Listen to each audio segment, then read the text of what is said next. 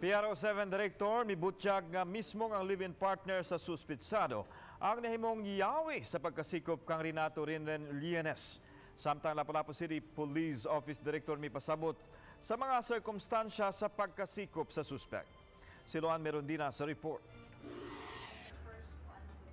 Gibutyag ni PRO7 Director Police Brigadier General de Bolsinas nga usa sa nahimong yawi nga naila og nasikop sa kapulisan ang suspitsadong si Renato Lienes, mao mismo ang live-in partner sa suspitsado. Ang naasong live-in partner mao ang inahan sa iyang upat ka mga anak. Ang kabalo mo, siya ang usa sa nagstorya na nagsuspetsa. Siya ang una nagsuspetsa na si Renren na ika-involvement sa kay pagkapatay ni Christine.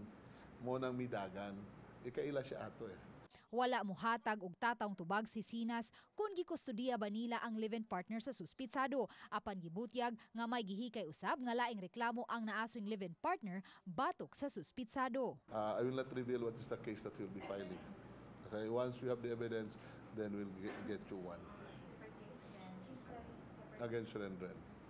Apan unsa bagayod ang mga sirkumstansya sa pagkasikop sa 43 anyos nga suspitsadong si Renato Lienes ug sa unsang pagkaunsaa nga nakuhaan Manila kini og armas. Ang among original plan was pag nakitaan siya pasudlon nito sa balay, i-contain na mong area and then apply for a search warrant aron ma-legal ang among pagdakop. Punya kay pagkuan niya og iyang backpack pag-anak niya anak. Kanang iyang movement ba, kitaan man ang pulo sa pistol. Sabi nga, judgment sa akong mga tao, nga nung kinahanglan sa warrant, dako po na nato kay uwino nga, firearm na. So that is because of his legal arrest. So pagkadakop na sa iya hilak man na siya. Sa tinudla na sir, gusto na ako nga mutahan na ba mo surrender dugay na wala ko kabalo kung kinsa akong surrenderan kasi sigurado kong patyon ko. Matod sa PRO7 Director, bugat ang ilang mga ebidensya nga gihuptan ug ubay-ubay ang ilang mga saksi nga makatumbok gayod kang Renato o Renren Lienes nga mo'y responsable sa linuog nga krimen ug dili aron lang paglimpyo sa pangan sa 18 anyos nga suspitsado nga unang gipasakaan og kaso sa NBI-7.